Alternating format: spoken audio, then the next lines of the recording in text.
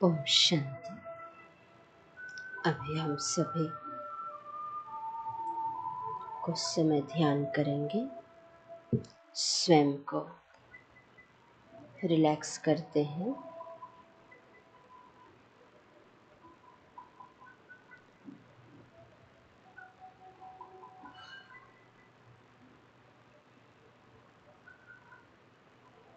मैं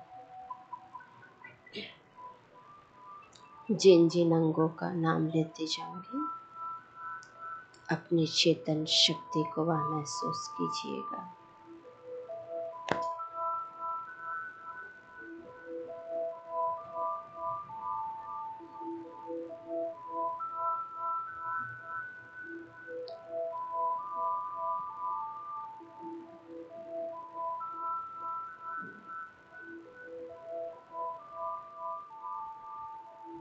इस नवरात्र में हम सभी ने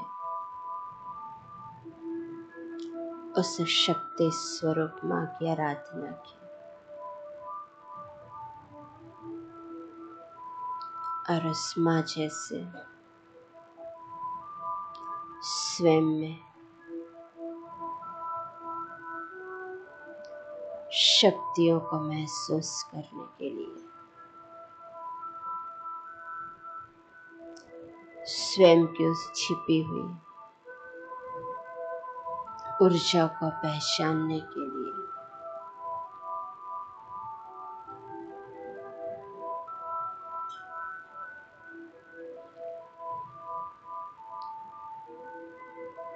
उस आध्यात्म की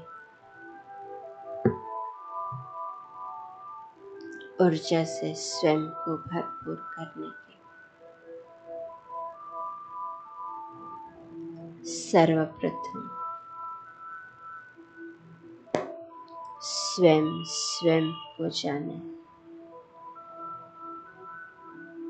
और स्वयं के साथ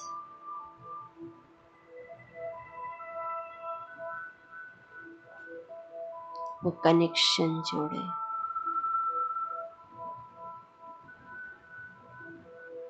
तो चलिए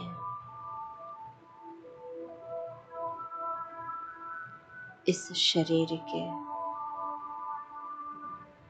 एक एक अंग को महसूस करते हैं और इस शरीर को चलाने वाली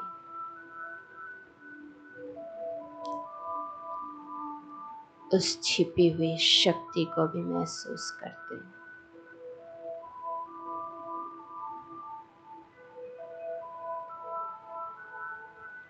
अपनी चेतना शक्ति को महसूस करें। सर्वप्रथम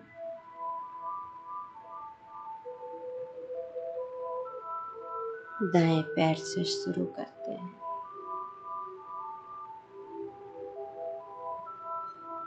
दाएं पैर का अंगूठा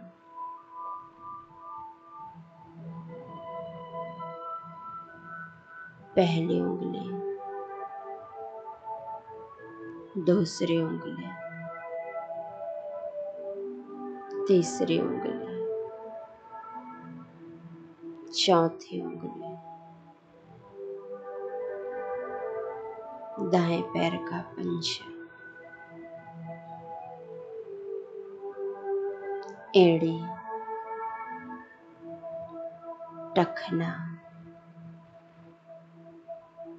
पिंडली, घुटना,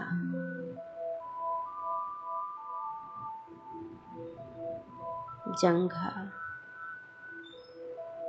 पूरा दायां पैर बिल्कुल शांत प्रकाश में,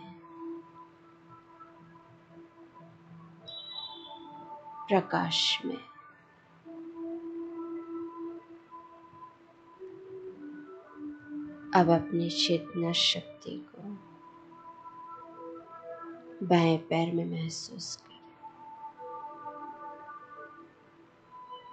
बाएं पैर का अंगूठा, पहली उंगली, दूसरी अंगुली, तीसरी अंगुली, चौथी अंगुली, पंजा, एड़ी, टखना, पूरा शांत प्रकाश में। बाएं पैर की पिंडली, घुटना, जंघा, पूरा बायां पैर बिल्कुल शांत प्रकाशमय हो चुका है।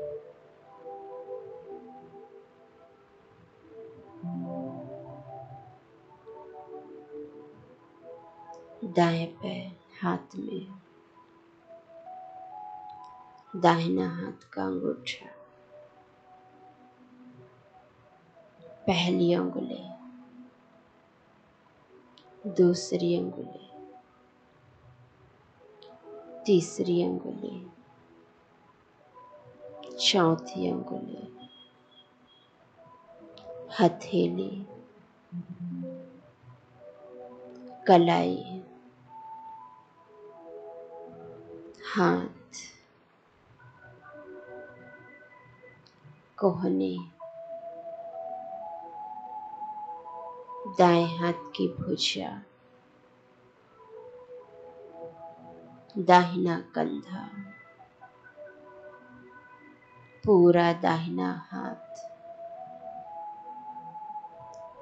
शांत, पूरा दाहिना हाथ प्रकाश में बिल्कुल शांत हो चुका है। अब अपनी चेतना शक्ति को बाएं हाथ में महसूस कीजिए। बाएं हाथ का अंगूठा, पहली अंगुली, दूसरी अंगुली, तीसरी अंगुली, चौथी अंगुली, पूरी 5 अंगुलियां, हथेली, कलाई, बायां हाथ, कोहनी, भुजा, कंधा, कंधे से लेकर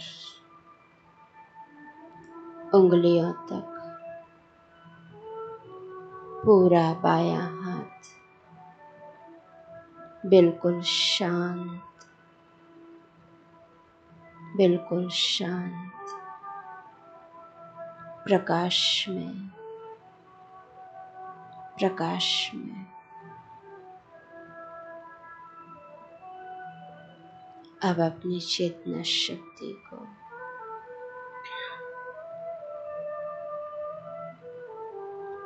कमर की ओर ले जाएं।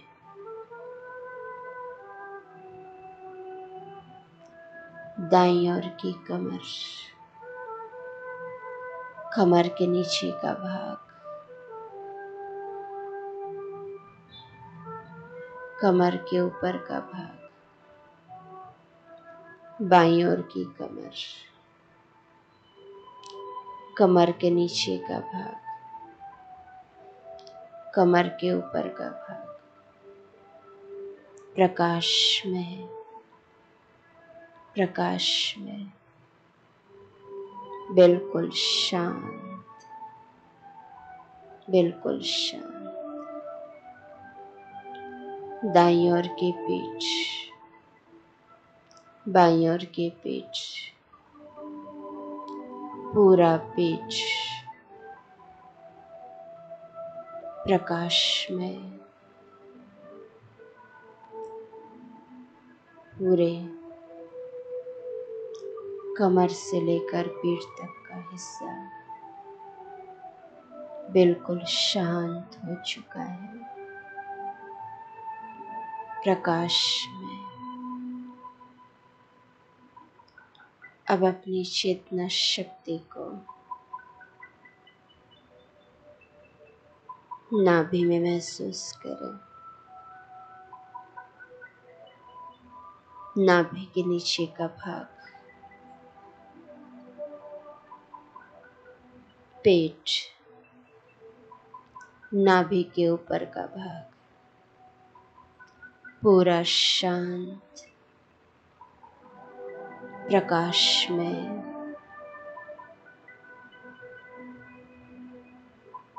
दाईं तरफ की छाती, बाईं तरफ की छाती,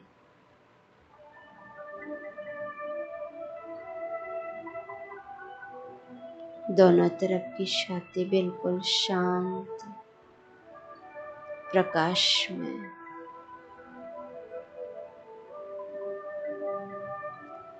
गले तक पूरा शांत हो चुका है।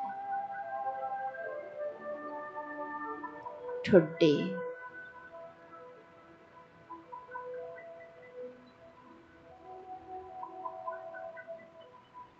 दाईं तरफ का गाल,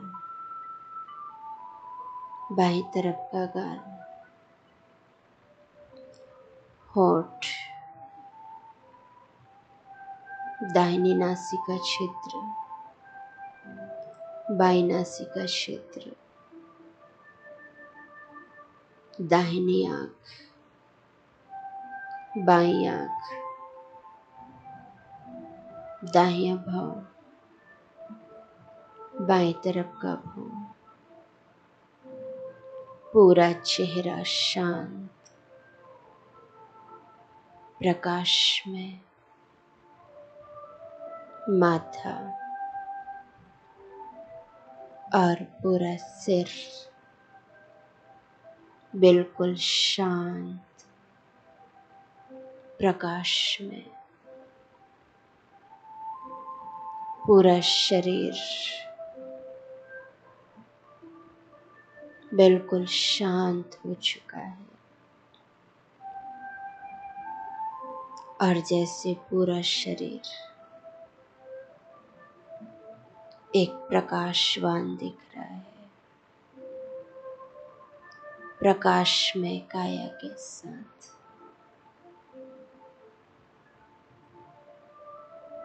और मस्तक के बीच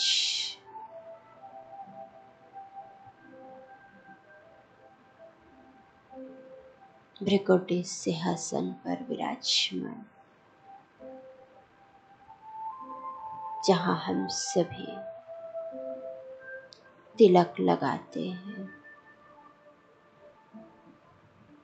वहाँ मैं चमकती एक शक्ति ऊर्जा पुंज, एक चैतन्य सितारा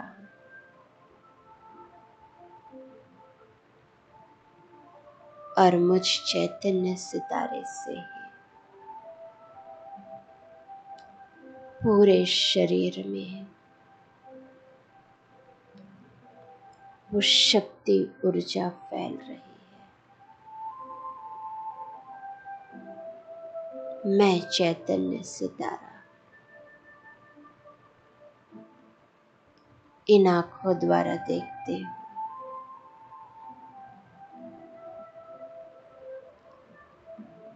मुख द्वारा बोलती हूँ, कानों द्वारा सुनती हूँ, और इस पूरे प्रकाश में शरीर के एक एक कर्मेंद्रियों द्वारा इस कर्म क्षेत्र पर कर्म करती हूँ। तो मैं ऊर्जा पुंज, और आज मैं स्वयं से मिल रहे। मैं शांत स्वरूप आत्मा हूँ। मैं शांत स्वरूप आत्मा हूँ। मैं शांत स्वरूप आत्मा। शांति शांति शांति। ओम शांति। ओम शांति। ओम शांति।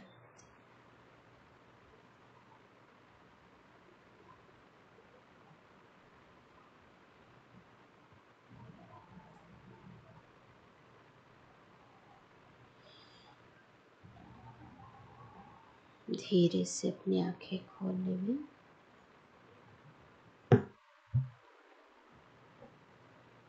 ओम शांति।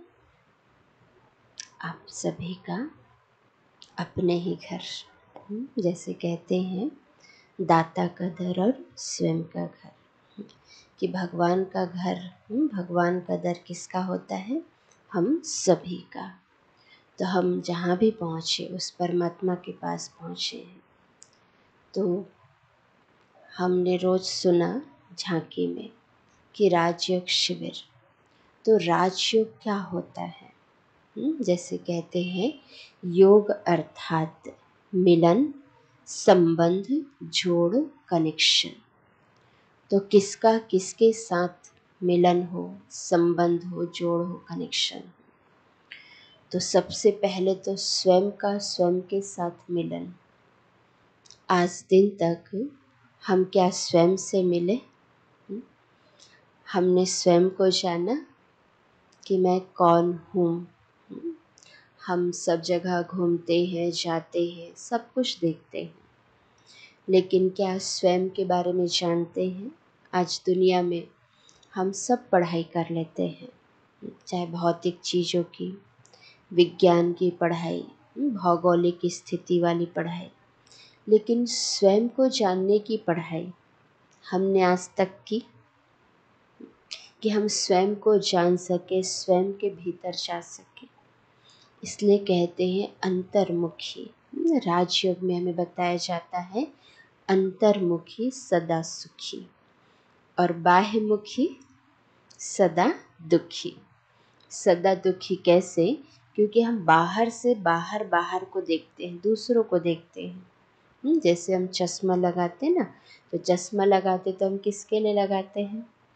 स्वयं के लिए। स्वयं कंफर्टेबल महसूस करें कि जो चीज़ हमें दिखाई नहीं देती है, चाहे पास की या दूर की, हम उसको स्पष्ट देख सकें। लेकिन वो चश्मा तो लगा लिया, लेकिन कभी कभी हम कौन सा चश्मा लगा लेते हैं? दूसरों को देखने वाला चश्मा। कि हम स्वयं के अंदर जो छिपी हुई शक्ति है, जो ऊर्जा है, जो गुण है, जो विशेषताएं हैं, उसको ना देख करके दूसरों के अंदर कोई गुण विशेषताएं देख रहे हैं या कुछ अवगुण देख रहे हैं, कुछ नेगेटिविटी देख रहे हैं, वो सब देखना शुरू करते हैं। तो हमें देखना क्या चाहिए? हमें महसूस क्या करना चाहिए? स्वयं की ऊर्जा को, स्वयं की शक्ति को। तो यहाँ पर इसलिए कहा कि राजयोग। तो इसमें सबसे पहले हमें हमारे साथ मिलन कराया जाता है कि मैं कौन हूँ। तो ये मैं कौन की पहली कब से चली आ रही है और किसने इसको सुलझाया? किसने इसको सुलझाया? किसने कहा कि वास्तव में मैं कौन हूँ? एक बार क्या हुआ, जैसे कहा जाता है स्वामी विवेकानंद जी बचपन से ही वो बहुत जिज्ञासु थे, बहुत जिज्ञासा थी उनको हर कुछ जानने की, हर कुछ समझने की कि ये क्या होता है, कैसे, तो मुझे क्या करना चाहिए। तो उस जिज्ञासा को लेकर वो कहीं कहीं जा रहे थे, घूम रहे थे, भटक रहे थे। तो उनकी माताजी ने ही कहा कि तुम इतना जा रहे, घूम रहे, बहुत छोटी उम्र के थे, लगभग वो 12-13 वर्ष के थे। तो उनकी माताजी ने कहा कि इतना तुमको जिज्ञासा है, तो मैंने एक बहुत बड़े संत का नाम सुना है, स्वामी रामकृष्ण परमहंस जी। अगर तुमको अपनी जिज्ञासा को पूरी करनी तो तुम उनके पास जाओ। लेकिन उस समय कहा जाता था कि रामकृष्ण परमहंस किसी को शिष्य स्वीकार नहीं करते थे। वो किसी को अपना शिष्य नहीं मानते, क्योंकि वो एक क्वालिटी भी देखते। आजकल इस भीड़ में क्या होता, क्वालिटी नहीं देखी जाती, क्या देखते हैं, क्वांटिटी। कि हाँ हमारे पास कितने आ जाए। लेकिन एक आपको एक राज की बात बताते हैं कि ब्रह्मा कुमारी इसमें कभी भी क्वांटिटी को नहीं देखा जाता। ब्रह्मा कुमारी में सिर्फ और सिर्फ क्वालिटी को देखा जाता। चाहे वो 1000 रहे, चाहे वो 10 रहे, चाहे वो 1 रहे, उन सब में अगर कोई 1000 है लेकिन अगर क्वालिटी नहीं है तो फिर वह 1000 कोई मतलब के हैं क्या। और वो सिर्फ 1 या 10 है, अगर उनमें क्वालिटी अलग अलग कार्य करने की, अलग अलग चीज़ों को संभालने की, स्वयं को ऊर्जावान बनाने की, तो वो 1000 से ज़्यादा परफेक्ट कौन है। वो 1 या 10 ही है। तो यहाँ पर भी विशेष रूप से क्वांटिटी को न देख करके क्वालिटी को देखा जाता। अभी हम झांकी देख रहे थे, उसमें कितनी क्वांटिटी आ रही थी, तो सबको लग रहा होगा कि अरे लोग बोल रहे हैं राजयोग शिविर का तो बहुत सारे आएंगे, बहुत भीड़। लेकिन यहाँ पर शुरू से पता है, चाहे हमारी बड़ी दीदी को या हम बहनों को, कि विशेष जो क्वालिटी वाले लोग हैं वही यहाँ पर आएंगे, वही स्वयं को जानेंगे, वही समझेंगे।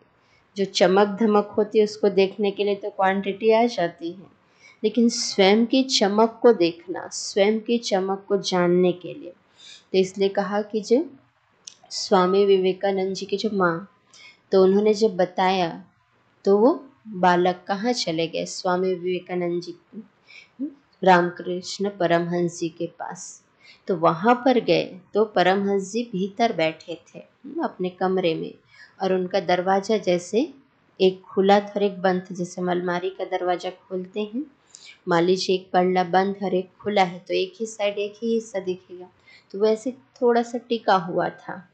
तो इन्होंने दरवाज़ा नॉक किया। आज हम कहीं पर भी जाते किसी के रूम में या घर में तो पहले नॉक करते, आजकल तो बेल हो गया है, या आवाज़ लगाते। तो उन्होंने भी दरवाज़ा नॉक किया, तो फिर भीतर से आवाज़ आई, कौन है। तो विवेकानंद जी ने कहा कि मैं यही कौन को तो जानने आया हूँ कि मैं कौन हूँ। तो कितनी बड़ी बात उन्होंने कही। तो उनको वो बात लग गई, उनके गुरुजी जो भविष्य में उनके गुरुजी बने, कि ये कौन शब्द आज तक मैं जिसको ढूंढता था वो मुझे मिल गया, और यही मेरा सच्चा सच्चा क्या होगा, शिष्य बनेगा। तो हम अपने आप को जाने कि मैं कौन हूँ। जैसे हम अभी ध्यान के माध्यम से शरीर के एक एक अंग को रिलैक्स किए, और लास्ट में कहाँ पहुँच गए, सबसे अंत में हम कहाँ पहुँचे, कि जो मुख्य चीज़ है, वो जो पहली चीज़ है, हम वहाँ अंत में पहुँचे। जो अंत वाली चीज़ है हम वहाँ पहले पहुँचे। पूरा शरीर हमारा अंत का है, लेकिन पूरे शरीर में हम पहले पहुँचे, क्योंकि आज दिन तक हम कहाँ सबको देखते हैं, जानते हैं, सुनते, तो हम क्या देखते हैं, सिर्फ शरीर को ही देखते हैं। आत्मा को तो हमने देखा नहीं है, जाना नहीं, महसूस नहीं किया। तो यहाँ पर हमें यही बताया जाता कि वास्तव में मैं कौन, मैं एक चैतन्य शक्ति, एक बिंदु, एक ऊर्जा, मैं कौन हूँ, एक आत्मा हूँ। जैसे यहाँ आपको एक चित्र दिखाई दे रहा है, इस चित्र के माध्यम से भी बाहर भी जो बड़े बड़े चित्र लगे हैं, जैसे उसके लिए भी कहते हैं कि उस चित्रों में एक राज है, एक रहस्य है। आज हर कोई कोई चीज़ ऐसे रहती वो कुछ बोलता है, तो चित्र भी हमें कुछ कह रहे हैं। कि क्या कह रहे हैं, इसके माध्यम से हम जानेंगे। कि जैसे इसमें बताया कि हाड़ मांस का पुतला है, जब उस हाड़ मांस के पुतले में आत्मा प्रवेश करती है तो वो क्या कहलाती है, जीवात्मा कहलाती है। इसलिए जैसे हम कहते हैं ना, किसी के लिए मर गया, तो मरने वाली चीज़ क्या होती है, कौन मरता है, कौन मरता है, ये शरीर मरता है। इसके बारे में तो हम सुने हैं, जब से हमें सृष्टि रंगमंच पर आए, जब से हमने जन्म लिया है, हमने ये सुन लिया है, ये अटल सत्य है कि हम इस शरीर में आए हैं, इस शरीर को छोड़ के जाना है। लेकिन जब जाने का समय होता है स्वयं का, कोई तकलीफ़ हुई या हम जिससे बहुत क्लोज़ है, हमारे रिश्ते संबंधी है, ये उनके जाने का समय होता है, तो हम क्या कहते हैं? हुँ? नहीं जाना चाहिए, रुकना चाहिए, अभी तो इन्होंने ये चीज़ नहीं किया, अभी ये चीज़ बाकी, अभी ये चीज़ करना है। या स्वयं के लिए कहते भगवान जी थोड़ा सा समय दे दीजिए ना, थोड़ा सा ये हो जाए। तो वो भी किसके लिए कहते हैं? स्वयं के स्वार्थ के लिए कह रहे हैं। एक अभी प्रैक्टिकल घटना है। एक माता जी, उनको कैंसर हुआ। अब माता जी को कैंसर है, अब ये नहीं कह सकते कि वो थोड़े समय में ठीक हो जाते हैं, फिर थोड़े समय में उनका स्वास्थ्य बहुत बिगड़ जाता और उनका बच्चा भी छोटा है। मना उसको कोई चीज़ की समझ नहीं, बहुत छोटा है बच्चा। तो उनके जो फैमिली वाले जो भी हैं वो क्या करें, सिर्फ एक बात कह रहे हैं कि बस बच्चा थोड़ा बड़ा हो जाए ना, बच्चा थोड़ा बड़ा हो जाए, थोड़ा समझने लगे, फिर भले कुछ भी हो। तो मतलब उस माँ के लिए प्यार नहीं है। प्यार किसके लिए महसूस हो रहा है, फील हो रहा है? उस बच्चे के लिए, क्योंकि बच्चा भी छोटा है। माँ चली जाएगी तो बच्चे का केयर नहीं हो पाएगा। बच्चे को जैसे संभाला अभी जा रहा है, माँ का जो प्यार मिल रहा है, कितने भी परिवार वाले भी, माँ स्वस्थ नहीं है, पूरा परिवार उसमें लगा है, वो बच्चे की केयर कर रहे हैं, फिर भी सभी लोग यही सोच रहे हैं कि माँ ठीक हो जाए, कुछ समय के लिए ठीक हो जाए, जब तक बच्चा बड़ा हो जाए। तो भी सबकी एक क्या जा रही है, एक स्वार्थ कि वो बच्चा बड़ा हो जाए, फिर भले कुछ भी हो, मतलब इसमें भी हमारा एक स्वार्थ छिपा है ना। तो क्यों कुछ भी हो, तो वो भी अपना एक जीवन व्यापन करे, सब कुछ ठीक रहे, स्वस्थ रहे। ये नहीं बोल रहे हैं कि वो बिल्कुल स्वस्थ हो जाए, बस यही बोला जा रहा है कि बच्चा बड़ा हो जाता ना, बच्चा अपने पैरों पर खड़ा हो जाता, बच्चा स्वस्थ रहता, सब कुछ जानने समझने लायक, तो भले कुछ भी होता, कोई फर्क नहीं पड़ता। तो हमें किससे प्यार है? बच्चे से। लेकिन बच्चे से भी कब तक प्यार रहेगा? कब तक रहेगा? जब तक वो बच्चा सही रीति सही कार्य करना ना शुरू कर दे। अगर वो उसका जीवन ठीक हो गया तो ठीक, सब कुछ सुधर गया तो ठीक, नहीं तो उसके लिए भी कहेंगे कि देखो हमने तुम्हारे लिए इतना ध्यान दिया, तुम ऐसे ऐसे हो गए, तुम्हारी इतनी केयर की, तुम ऐसे ऐसे हो गए। तो वास्तव में जो हमें केयर करनी चाहिए, जो ऊर्जा लेनी चाहिए, किसके लिए है? आत्मा के लिए है। और आत्मा के साथ जो इस देह में जो चल रहा है, ये शरीर को जो चलाने वाली ऊर्जा है, उसके लिए भी। तो मुख्य रूप से हम स्वयं को जाने। एक छोटे से कहानी बताती, उसमें हम जानेंगे कि मैं कौन हूँ, और हम किसके साथ पूरे दिन ज़्यादा रहते हैं, किसके साथ पूरे दिन हम बहुत कार्य करते हैं, और किसकी ज़्यादा केयर करते हैं। आप खुद बताइएगा कि वो कौन है। जैसे एक राजा था, वो राजा था, उसकी 4 रानियाँ थी, और वो चारों रानियों के साथ वो बहुत प्यार से रहता। लेकिन जो राजा की सबसे पहली रानी थी, वो पहली रानी को जब ध्यान नहीं देता था, बिल्कुल ध्यान नहीं देता था, न उससे मिलना, न उससे बात करना, उसके साथ बैठना, न रहना, कुछ भी नहीं। लेकिन जो राजा की दूसरी रानी थी, राजा अपनी दूसरी रानी के साथ बहुत प्यार करता था, बहुत प्यार, पूरे दिन उसके साथ रहता। एक सेकंड नहीं होता कि जो राजा अपनी उस दूसरी रानी को छोड़ दे, कहीं पर भी जाता, किसी से भी मिलता, बहुत प्यार से अपनी दूसरी रानी से मिलाता और बहुत अच्छे से परिचय देता। तो वो दूसरी रानी की बात हुई। फिर राजा की तीसरी रानी भी थी। 4 रानियों में राजा की तीसरी रानी थी, और वो तीसरी रानी के साथ भी राजा सबको बहुत सम्मान से मिलाता। उसको बहुत गर्व होता अपनी तीसरी रानी के साथ मिलाने में, कि ऐसा ऐसा ऐसा बहुत अच्छे से बताता। फिर चौथी रानी, तो चौथी रानी के साथ भी राजा का बहुत अच्छा कनेक्शन, बहुत अच्छा संबंध।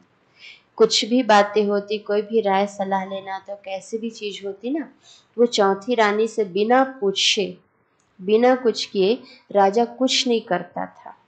कुछ भी राय सलाह वो चौथी रानी से जरूर पूछता। तो एक बारी क्या हुआ कि राजा बहुत बीमार हुए, बहुत बीमार, वो बिस्तर से उठ भी नहीं पा रहे थे, और उनको लग रहा था कि अब ये मेरा अंतिम समय आ गया है, कि मैं अब नहीं रह पाऊंगा, ये शरीर मेरा छूट जाएगा। तो फिर जैसे जैसे उन जिन रानियों को उन्होंने बहुत प्यार दिया था, उन रानियों को उन्होंने बुलाना शुरू किया। अब पहली रानी को तो उन्होंने प्यार नहीं किया था, उनसे बात भी नहीं करता था, कुछ भी नहीं, ना केयर करना, बात करना, ना देखभाल, कुछ भी नहीं करता। तो पहली रानी को तो उन्होंने याद ही नहीं किया। सबसे पहले किसको याद किया? अपनी दूसरी रानी को। तो जब दूसरी रानी को उन्होंने याद किया तो दूसरी रानी आई, लेकिन दूसरी रानी ने कहा कि जैसे तुम्हें शरीर को छोड़ोगे मैं तुमको छोड़ दूंगी, मैं तुम्हारे साथ नहीं रह सकती हूँ। तो राजा को बहुत तकलीफ हुई, बहुत दर्द हुआ। कहा कि जिसके साथ मैं पूरा जीवन बिताया, जिसको हर जगह लेकर गया, सबसे मिलाया, सब कुछ किया, आज वो क्या कह रही है कि मैं तुम्हारा साथ नहीं दूंगी, मैं तुरंत तुमको छोड़ दूंगी। तो बहुत दुखी हो गए राजा। फिर उन्होंने अपनी तीसरी रानी को याद किया। तो जब तीसरी रानी को याद किया तो तीसरी रानी भी आई और तीसरी रानी को बोला कि तुम मेरा साथ दोगी? तो तीसरी रानी ने कहा कि अभी तक तो मैंने तुम्हारा साथ दिया, लेकिन जैसे तुम्हें शरीर को छोड़ोगे मैं किसी और की हो जाऊंगी। तो फिर राजा को और तकलीफ हुई कि अभी तक मेरे साथ थी और ये शरीर छूटा तो किसकी हो जाएगी? किसी और की हो जाएगी। मतलब ये मेरी थी ही नहीं, तो ये किसी तुरंत, उसने यही कहा, मैं तुरंत किसी और की हो जाऊंगी। तो फिर बताओ, कोई जीवन भर साथ रहे और कोई ऐसा कह दे कि मैं तुरंत किसी और की हो जाऊंगी, तो और कैसे लगेगा? खुशी होगी कि तकलीफ होगी? तकलीफ होगी। केयर जिसकी किए वो उसकी नहीं रही। फिर वो चौथी रानी को याद किए। चौथी रानी को याद किया। अब चौथी रानी भी आ गई। चौथी रानी आई तो उसने भी यही कहा कि जैसे तुम ये शरीर छोड़ोगे तो मैं तुम्हारा साथ तो दूंगी, लेकिन सिर्फ शमशान तक। मेरा और तुम्हारा साथ कहाँ तक रहेगा? शमशान तक। उससे आगे के जाने की परमिशन मुझे नहीं है, मैं नहीं जा सकती। तो फिर बहुत तकलीफ में, वो दर्द में रहे कि जिन जिन को मैंने जहाँ सोचा वो नहीं आए और ये मुझे तकलीफ मिल रही है। फिर दौड़ते भागते वो आवाज़ सुन करके, उसकी जो पहली रानी थी राजा की, वो बहुत कमज़ोर हो गई थी, बहुत दुबली, बहुत कमज़ोर। वो एकदम धीरे धीरे आ रही थी और राजा जी को कहा कि राजा, कोई साथ दे या ना दे, मैं तुम्हारा साथ जरूर दूंगी, मैं तुम्हारा साथ जरूर दूंगी। तो ऐसा बोलते बोलते वो राजा के पास आई। तो जब राजा के पास आई और राजा ने उसको जब देखा तो राजा बहुत दुखी हुए, बहुत दुखी। उनको लगा कि देखो, कि जिसको जिसका मैंने साथ दिया, जिसका मैंने साथ चाहा, वो मुझे साथ नहीं दिए, साथ नहीं दे सकते। और जिसको मैंने साथ देना था, जो मुझे आज साथ देने के लिए तैयार है, मैं भी कमज़ोर और वो भी कमज़ोर। तो क्या कमज़ोर कमज़ोर को साथ दे सकते हैं क्या? नहीं दे सकते हैं। तो आज हम सब की स्थिति क्या हो गई है? हम कैसे हैं? और वो राजा कौन है? और वो चार रानियां कौन है? वास्तव में हम ही राजा हैं। आत्मा कौन है? आत्मा राजा। और इस आत्मा राजा की जो सबसे पहली रानी है, वो हमारे श्रेष्ठ कर्म, श्रेष्ठ संस्कार, अच्छे गुण, हमारी विशेषताएं, ये हमारी पहली रानी। तो हम अपनी पहली रानी की ओर कितना ध्यान देते हैं? क्या करते हैं? और जो हमारी दूसरी रानी है वो कौन है? ये हमारा शरीर। हम पूरे दिन किसके साथ रहते हैं? इस शरीर के साथ रहते हैं। सुबह से लेकर रात तक एक सेकंड हो के शरीर को छोड़े हम। अगर शरीर को छोड़ दे तो आत्मा ही आगे की यात्रा में निकल जाएगी। हम इस शरीर को छोड़ नहीं सकते। जब छोड़ेंगे तो हम आगे की यात्रा के लिए चले जाएंगे। तो इसको स्नान कराना है, भोजन कराना है, जो भी कराना है, रेस्ट देना है, तो सबके साथ मिलाना जुलाना। किससे मिलाते हैं? शरीर से मिलाते हैं। इंट्रोडक्शन तो इसी के द्वारा होती है ना, किसी से भी कराते। तो दूसरी रानी कौन है? ये शरीर। तो दूसरी रानी की कितनी केयर करते हैं? पूरे दिन इसके साथ चिपके रहते हैं, इसको छोड़ते नहीं हैं। और तीसरी रानी कौन है? इस शरीर के साथ जो हम कमाई करते हैं, हमारी धन संपत्ति, हमारी प्रॉपर्टी, जो बैंक बैलेंस हम जोड़ते हैं, जो कमाई करते हैं, वो हमारी तीसरी रानी है। उसके साथ हम क्या करते?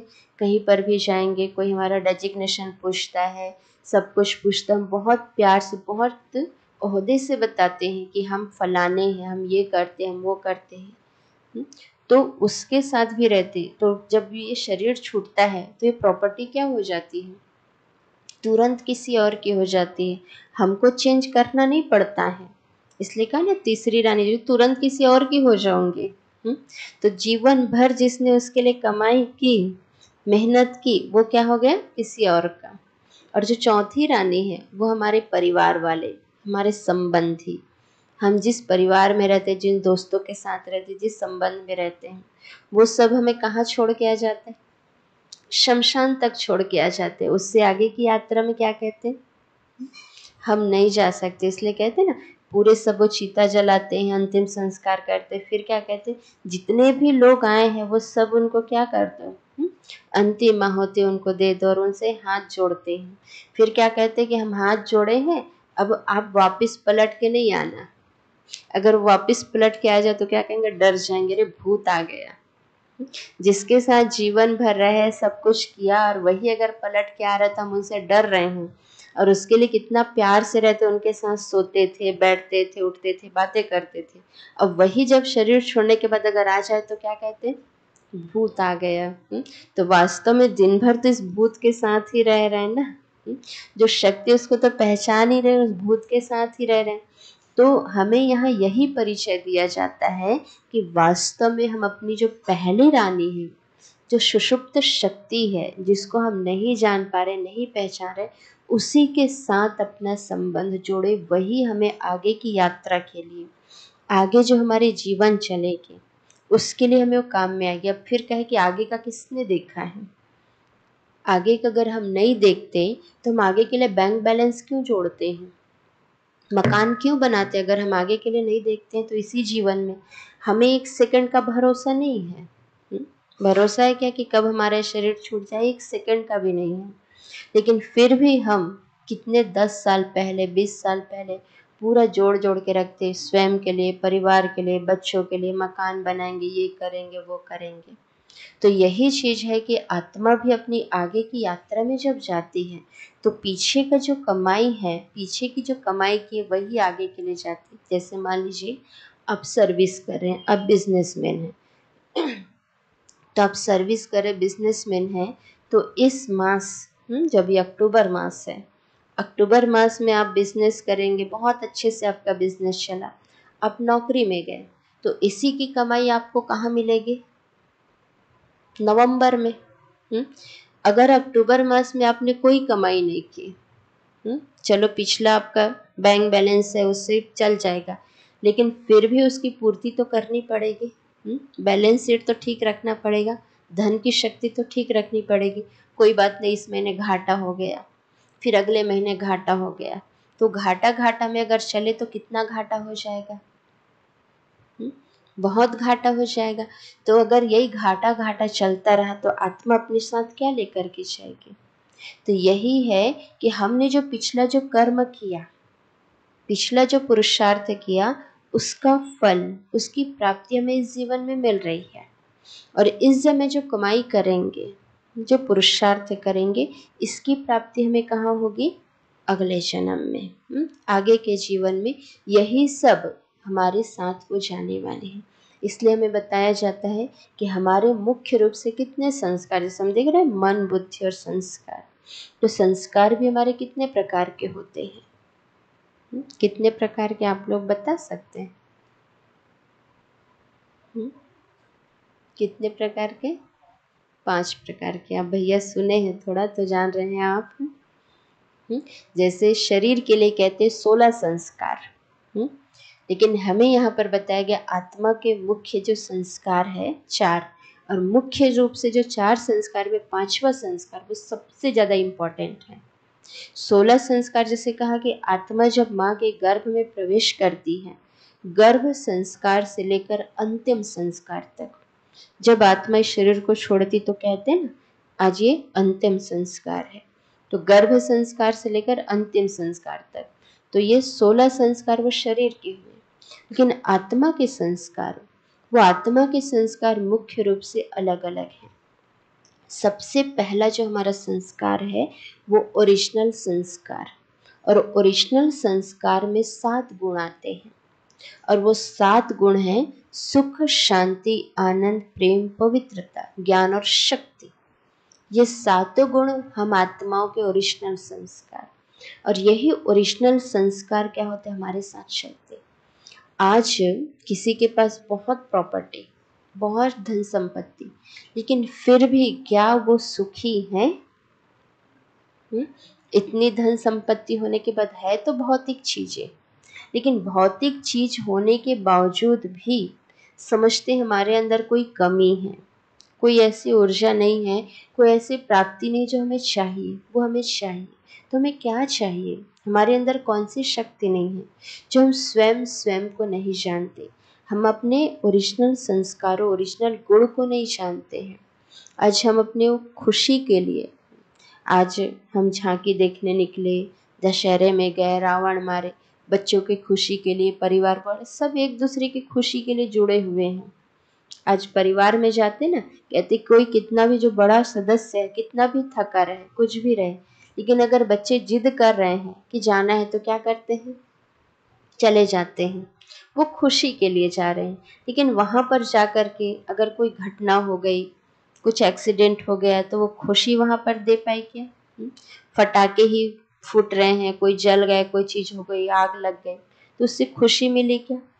नहीं मिली। तो सच्ची खुशी हमें कहाँ से मिलेगी? सच्ची शांति हमें कहाँ से मिलेगी? जब हम स्वयं के भीतर जाएंगे, स्वयं को पहचाएंगे। इसलिए कहा स्व को जानो। गीता में भी एक बहुत अच्छी बात कही कि हे अर्जुन, तुम स्वयं को जानो, स्वयं को पहचानो।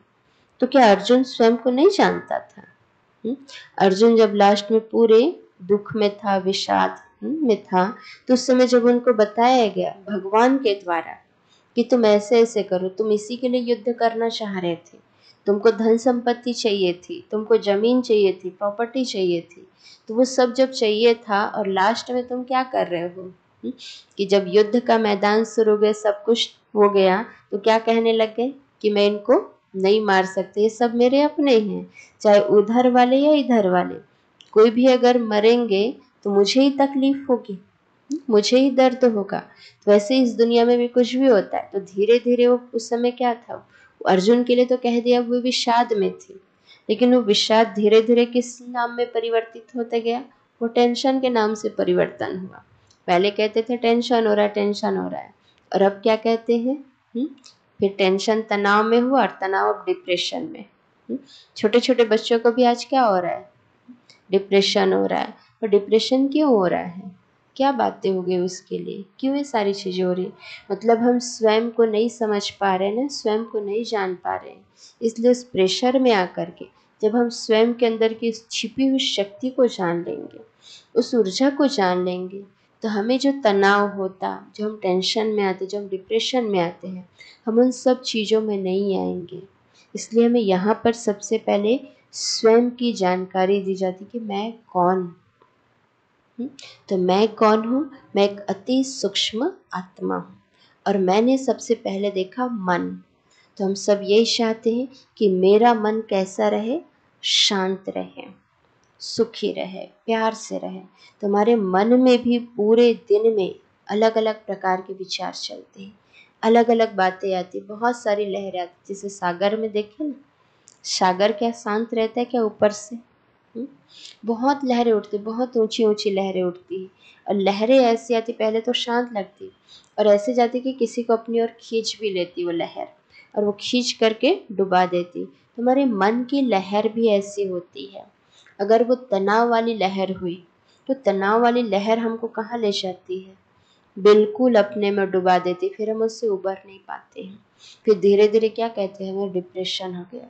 ये तनाव, टेंशन या डिप्रेशन ये क्या है? जैसे मान लो जाए मकान बंद रहे, ये मकान बंद रहे, तो इस समय धीरे धीरे क्या आना शुरू हो जाएगा? धूल मिट्टी, फिर कीड़े मकोड़े, फिर जाले लगने शुरू हो जाएंगे। तो जब जाले लगने शुरू हो जाएंगे तो उसमें मकड़ियाँ भी आती हैं। अब मकड़ी आई है तो एक समय के बाद मकड़ी क्या करती है? जो खुद जाला बुनती है, और वो जाला बुन करके वो मकड़ी उस जाले में फंस जाती है, और फंस करके मर जाती है और निकल नहीं पाती है। तो ये जो डिप्रेशन शब्द जो बहुत अच्छा शब्द जो हम बोलते हैं ना, ये और कुछ नहीं है। ये क्या है? हमारे मन के ही जाले, हमारे मन के ही विचार हैं, जो हम सोचते हैं सोचते हैं सोचते हैं, हम ऐसा करेंगे, ये होगा ये होगा, और एक समय के बाद उस मन के विचार में, उस जाले में हम क्या हो जाते हैं। हम सबको ये अनुभव है। किसी ने आज कुछ कहा, कोई चीज बोले, वो बोलने वाला तो चला गया, और बोलने वाला चला गया बहुत खुश है, हम उनको देख भी रहे हैं, लेकिन हमें उन्होंने बोला और हम किस में आ जाते हैं? हम तनाव में आ जाते हैं, डिप्रेशन में, हम दुखी, तो हम बार बार वही चीज को सोचते हैं, बार बार हमारा मन वही चीज सोचते रहता है। फिर हम अगर उनसे वेरीफाई नहीं कराते ना, तब तक हम वैसे ही रहते हैं, और जब वेरीफाई हो गया तो हम क्या हो जाते हैं? थोड़े नॉर्मल होते हैं। अरे वो बात तो थी ही नहीं। लेकिन कई ऐसी बातें, कई ऐसी घटनाएं होती जिसको हम वेरीफाई नहीं करा पाते हैं, तो उसको लेकर के क्या करते हैं? 2 साल, 10 साल, 5 साल, कितने साल तक वो लगे पड़े रहते रहते रहते। फिर जब वो रिजल्ट देखते हैं, कोई ने हमें कुछ बोला, हमने कोई चीज आवेग में बोल दिया, उसका रिजल्ट तो कुछ था ही नहीं, बातें तो कुछ थी ही नहीं, बस हम उसको पकड़ के बैठे हैं। तो ये हमारे क्या है? मन की बातें, मन के विचार। तो पूरे दिन में हमारे मन में 4 प्रकार के विचार चलते, 4 प्रकार की बातें आती हैं। तो सबसे पहले कौन सी बातें हम सोचते हैं, जो हम सब वैसा सोचना चाहते, वैसा बनना चाहते, वैसा स्वरूप बनाना चाहते हैं। तो सबसे पहले हम सोचना चाहते सकारात्मक, पॉजिटिव। हम सभी यही चाहते कि सब पॉजिटिव रहे, सब कुछ पॉजिटिव हो। लेकिन जब बीमारी, किसी को बीमारी होती, वो रिपोर्ट क्या चाहते हैं?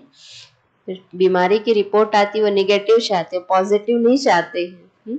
दूसरी चीजों में पॉजिटिव चाहते हैं। अगर बीमारी, कोई बीमारी और उसकी रिपोर्ट अगर कोई कह दे ना, इसकी ये चीज पॉजिटिव आई है, तो उसको कहते हैं ये ऐसा नहीं होना चाहिए। बीमारी की रिपोर्ट नेगेटिव चाहते हैं और जीवन में पॉजिटिव चाहते हैं, लेकिन होता क्या है?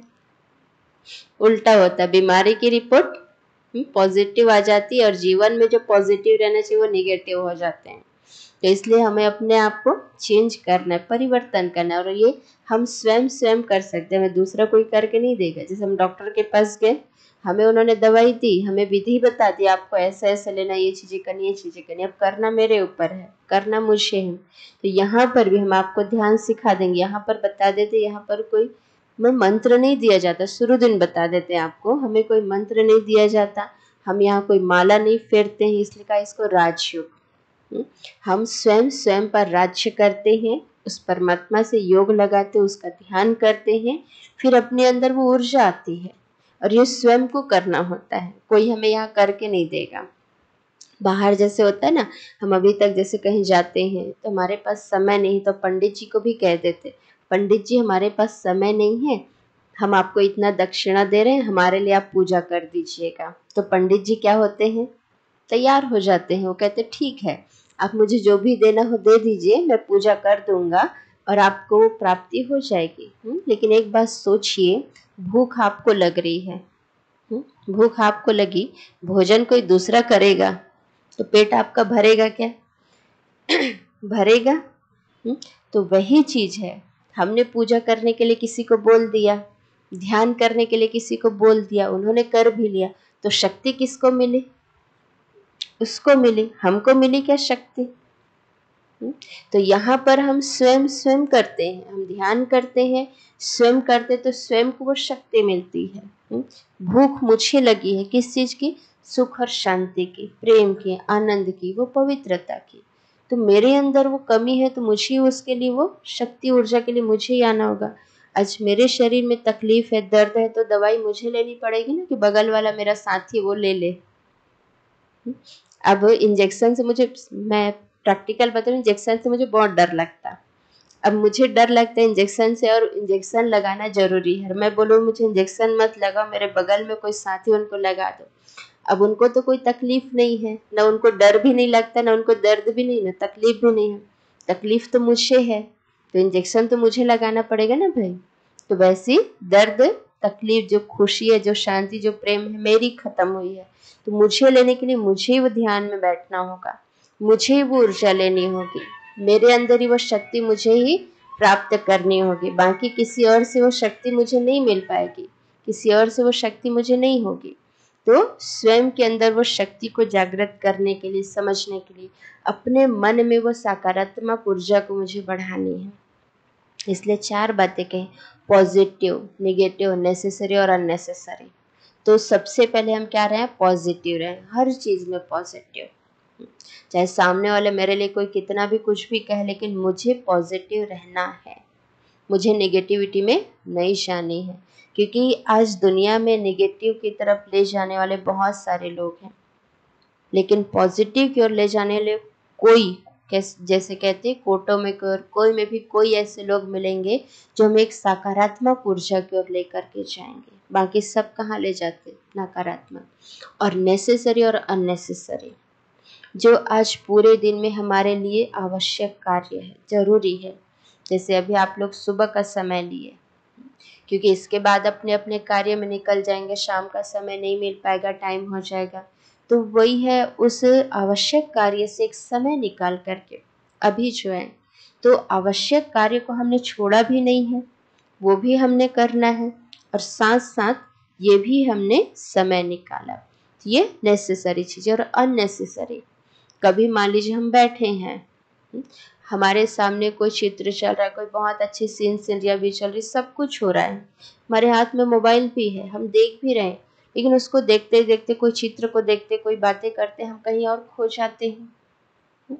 कोई बातें हमारे मन में आ जाती है। कौन सी बातें हमारे मन में आती है? जो हम दूसरों के साथ कोई घटना देखते हैं, दूसरों के साथ जो बातें होती हैं, कभी हमें तकलीफ होती कि वो बातें हमारे साथ ना हो जाए, वो घटना हमारे साथ ना हो जाए, हमारे जीवन में ऐसी बातें ना हो जाए। तो वो कौन सी चीज़ों को हम लाएं अपने जीवन में? वो अननेसेसरी चीज़ें। तो हमें सोचना, विचार कौन सी बातों को है, पॉजिटिव और नेसेसरी। जो नेगेटिव और अननेसेसरी बातें हैं उसको हम छोड़ दें। हम रास्ते में चलते हैं, आप अपने घर से यहाँ तक पहुँचे, आपको रास्ते में बहुत सारी चीज़ें दिखाई दी होंगी। कोई स्थान में आपको खुशबू भी आए, कोई स्थान में बदबू भी आए, कोई स्थान अट्रैक्टिव भी रहा, लेकिन क्या उसको देख करके रुके? उस समय टारगेट क्या था? यहाँ पहुँचना है, यहाँ पहुँचना है, कि टाइम हमें जो दिया गया है उस टाइम तक हमें यहाँ पहुँचना है। तो हम अपने उस जीवन के लक्ष्य में रहें आते जाते तक।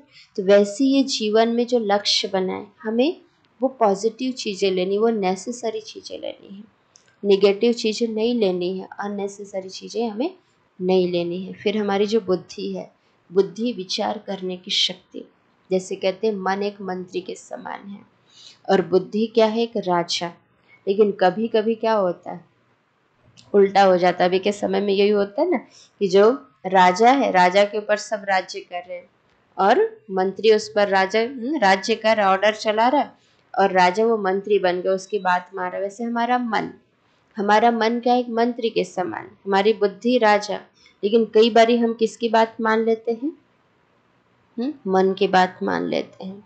हमें मानना दोनों की बात है, कभी मन की कभी बुद्धि की, लेकिन अपने को जज करना है। जजमेंट पावर जो होती है वो आत्मा की होती है, कि मुझे कौन सी बातें कब और कैसे करनी है। लेकिन हम उस चीज़ को भूल गए हैं, उस चीज़ को नहीं समझ पाते हैं।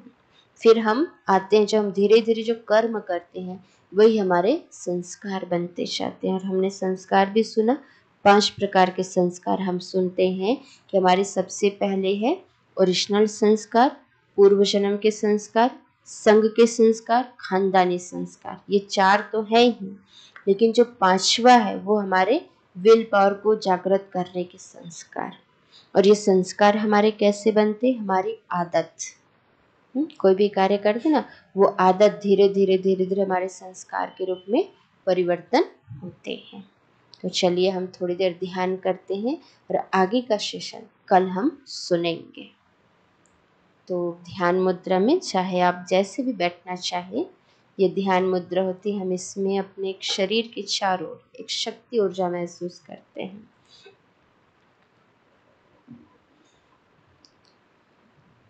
ओम शांति। हम सभी अभी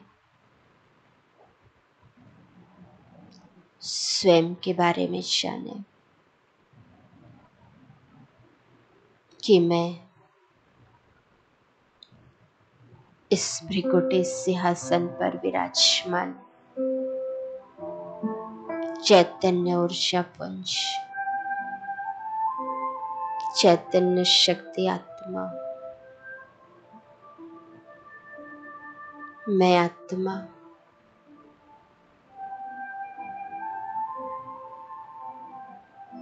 एक राजा हूँ और मैं आत्मा राजा अपने शरीर के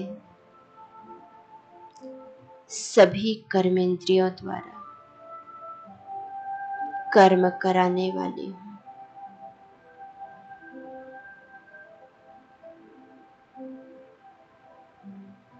और जिस रानी को मैं आत्मा राजा आज दिन तक भूल चुका था, उस रानी के साथ ही उस श्रेष्ठ संस्कार, अच्छे संस्कार जो मुझे जीवन में धारण करने हैं, और यही संस्कार मेरे इस जन्म में भी जो लोग मुझे याद करेंगे, मुझ आत्मा के जाने के बाद, वो मेरे अच्छे संस्कार हैं, गुण और विशेषताओं के कारण याद किया जाएगा।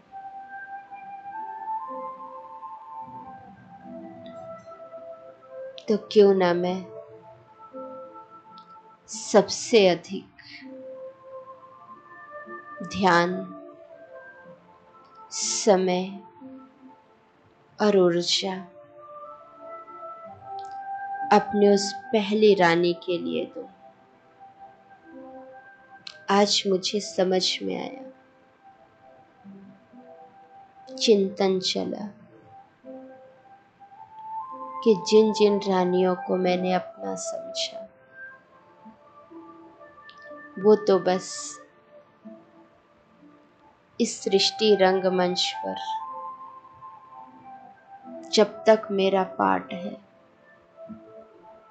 जब तक मैं कर्म कर रहा हूं, तब तक के ही वो साथी है। आगे की यात्रा के लिए ये कोई नहीं जाने वाले। तो हे आत्मा राजा, स्वयं स्वयं से बातें कीजिए कि मुझे सबसे जास्ती अपने उस श्रेष्ठता की ओर, अपने व्यवहार की ओर ध्यान देना है। अच्छे संस्कार जीवन में धारण करने हैं। अच्छे संस्कार के लिए अच्छी शिक्षाओं को जीवन में लाकर उस परम शक्ति परमात्मा का ध्यान कर, जो सोर्स, जो ऊर्जा, वो परमात्मा है। उस परमात्मा से ही मुझे सब कुछ मिलना है। सारी प्राप्तियां मुझे उनसे ही होनी है। मैं शांत स्वरूप आत्मा, मैं शांत स्वरूप आत्मा, मैं शांत स्वरूप आत्मा। शांति, शांति, शांति। ओम शांति, ओम शांति। ओम शांति।